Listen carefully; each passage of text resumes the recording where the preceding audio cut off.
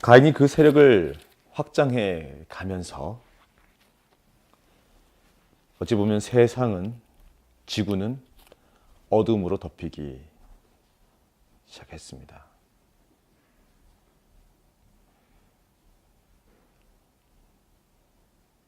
사람과 사람의 얼굴에서 아빠 하나님의 그 인간미, 그 이미지는 사라져가고 남는 것은 불평과 불만, 그리고 분노와 증오, 탐욕과 욕망의 표정들 뿐이었겠죠. 아담과 하와는 이렇게 변모해가는 사람들의 모습을, 자기 자식들의, 손주들의 모습을 보면서 깊은 절망에 빠졌는지도 모르겠습니다. 에덴 동산을 나온 지가 엊그제 같은데 벌써 아벨은 죽은 지 되어버렸고, 거기에 믿었던 가인은 성의 군주로 자신의 왕국을 세워가면서 어찌 보면 하나님의 보좌에 대항하는 그 정신으로 사람들을, 그의 군사들을 키워가고 있는 것입니다.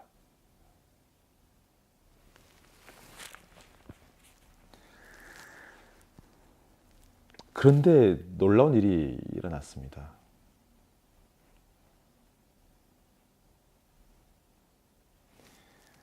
아담이 다시 아내와 동침함에 그가 아들을 낳은 것입니다.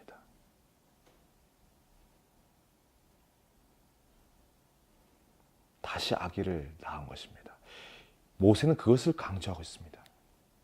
이런 모습을 보면서도, 이런 인생의 꼬락서니를 보면서도 자기 뱃속에서 나온 아이들이 얼마만큼 잔인하고 무서운 영혼들로 성장해 가는 것을 보면서도 다시, 모세는 이것을 강조하고 있는 것입니다. 다시 동침하여서 아기를 낳은 것입니다.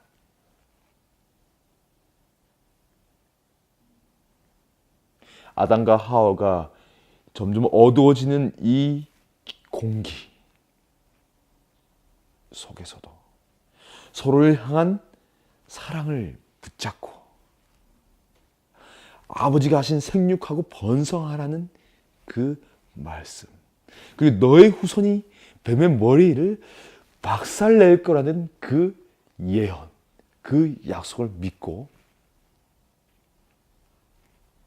다시 미래를 향해서 희망을 낳은 것입니다. 그리고 이름을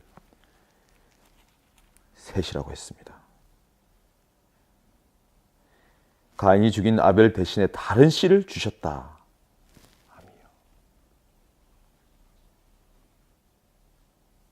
그들은 잊지 못하는 것입니다. 가인도 아벨도. 그리고 가인은 아벨을 죽였고 아벨은 죽었다. 그 이름 가운데, 셋이라는 이름 가운데에 그들은 이 처참한 현실을 분명하게 인지하고 있습니다. 이것은 현실 도피적인 신앙도 아니고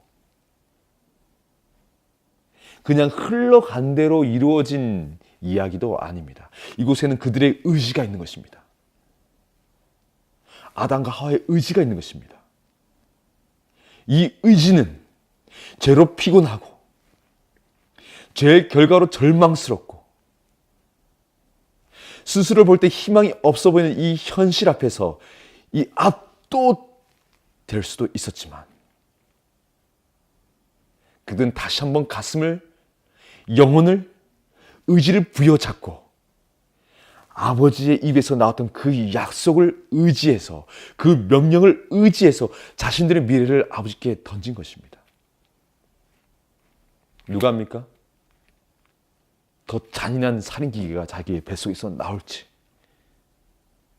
어쩌면 스스로 목숨을 끊으라고 옆에서 사단은 종용했는지도 모르겠습니다. 야, 너 봐라고. 지금 니들이 뭘 하고 있는지 모르니? 그냥 죽어라. 아담이 그리고 하와가 죄로 물들어가는 자신들의 후손들에게 그러면 안 된다고 얘기했을 때는 그들은 손가락질 이렇게 했죠. 다 당신 때문이라고. 당신 때문에 내가 이렇게 됐는데 지금 무슨 소리 하고 있냐고.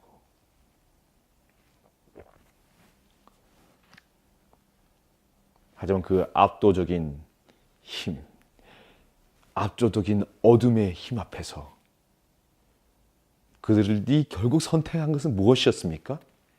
아버지의 말씀이었습니다.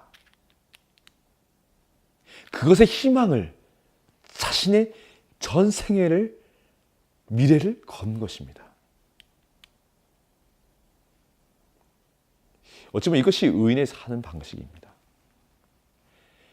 태초의 인간이, 첫 인간이 실수한 것도 아빠 하나님의 그 말에 대한 거부였고, 그 결과로 이루어진 죄와 그 저주를 대항하는 것도 결국은 그 아빠 하나님의 입에서 나온 약속에 대한 믿음, 그것이 자신의 의지와 미래를 던지는 삶이었습니다.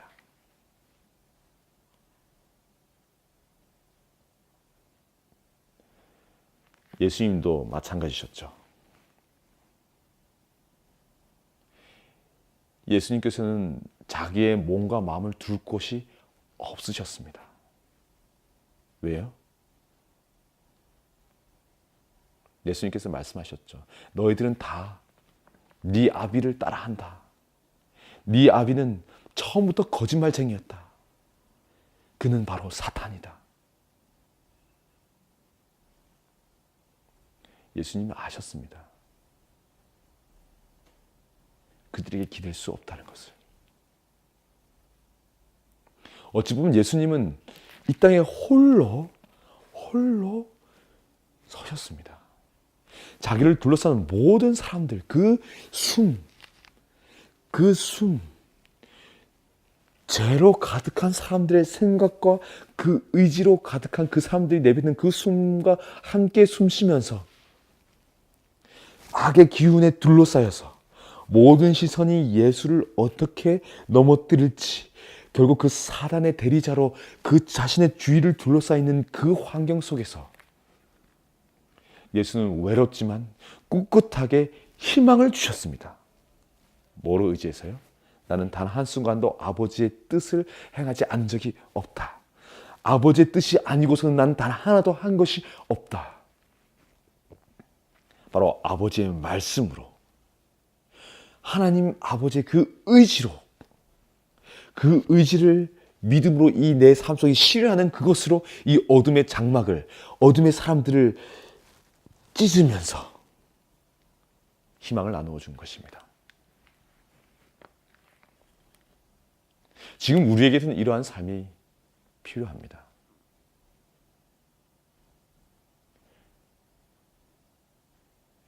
저와 여러분이 요즘 나누는 대를 한번 생각해 볼까요? 저도 가끔씩 깜짝 놀랍니다. 내가 얼마나 회의주의에 빠져 있는지. 네, 물론 그렇습니다. 현실을 정확하게 이해하고 인지한다면, 그리고 양심적으로 이 사회를 바라보고 반응한다면 절망밖에 있을 수 없겠죠. 대형 서점에 가서 신간 인문 서적들을 보면, 그리고 세계적인 석학들이 진단하는 미래에 대한 진단들을 보면 더 이상 장밋빛 미래는 없죠. 사람들은 다 이야기합니다. 인간은 계몽을 통해서 더 발전적인 미래를 향해 유토피아로 나아갈 것이라 생각했지만 그것은 사실과는 다르다는 것을 깨달았습니다. 현실은 인간은 이기적이고,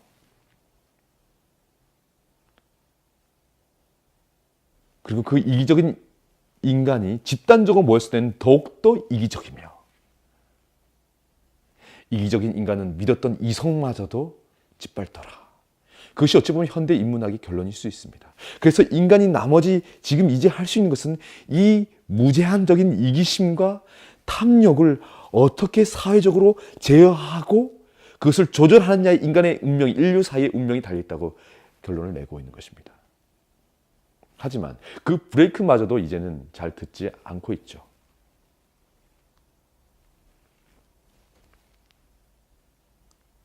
결국 우리는 원점으로 돌아가야 되는 것이죠.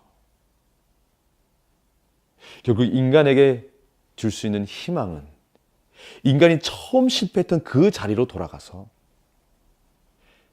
첫째 아담이 아닌 둘째 아담이 이룩해 놓은 그 길에 우리는 서야 되는 것입니다. 그것이 무엇입니까? 바로 다시 한번 아버지의 말씀에 의지해서 이 어둠의 휘장을 걷어내는 것입니다.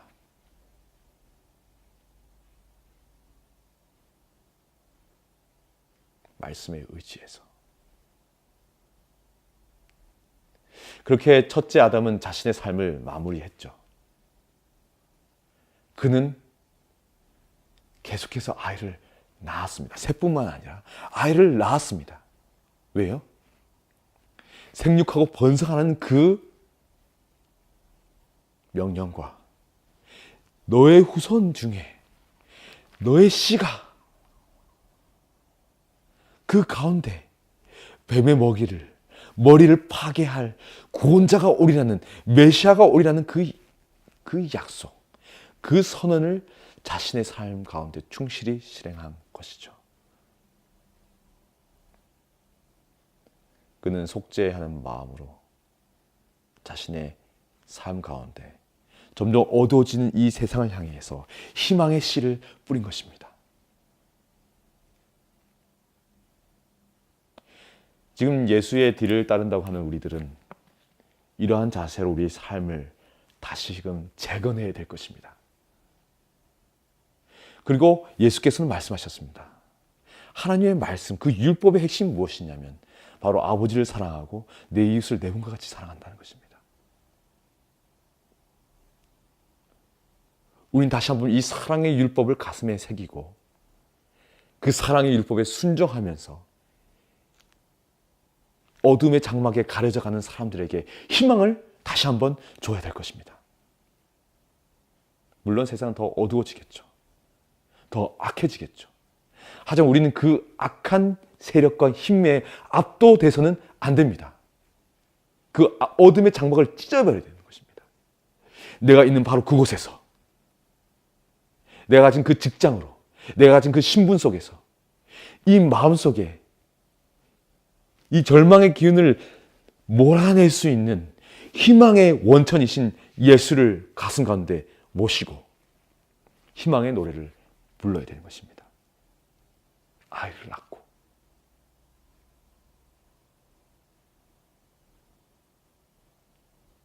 낳고 희망의 아이를 낳아야 되는 것입니다. 힘내시기 바랍니다. 절망하지 마십시오. 현실이 어둡다고 얘기할 수 있지만 그 현실이 나의 인생과 나의 미래, 내 사랑하는 사람들의 미래를 파괴하도록 놔두지 마시기 바랍니다. 그들에게 예수를 전하고 그들이 할 수 있는 사랑과 희망의 노래를 부르게 도와줍시다. 예수님께서 말씀하셨습니다. 너희들이 걱정하지 마라. 내가 세상을 이겼다.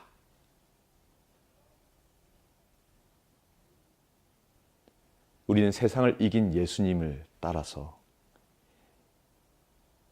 다시금 사랑과 희망의 노래를 불러야겠습니다.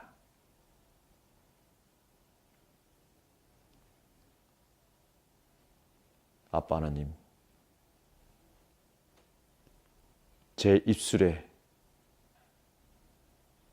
희망의 노래를 주십시오. 예수님께서 목공소에서 부르셨던 그 노래를 제게 주시고 예수께서 기머거리게 들려주셨던 그 노래를 제게 주시고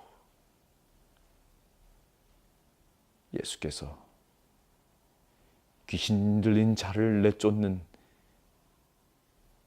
그 희망의 노래를 제게 주십시오. 그래서 제 속이 아빠의 말씀으로, 아빠의 희망으로 가득 차서 제 입에서도 희망의 노래가, 사랑의 노래가, 예수의 노래가, 어린 양의 노래가 흘러넘치게 도와주세요. 어둠이 밀려가고 미래가 보이게 도와주십시오. 우리의 희망이신 예수의 이름으로 기도드립니다. 함께 예수께로, 그리고 함께 희망으로.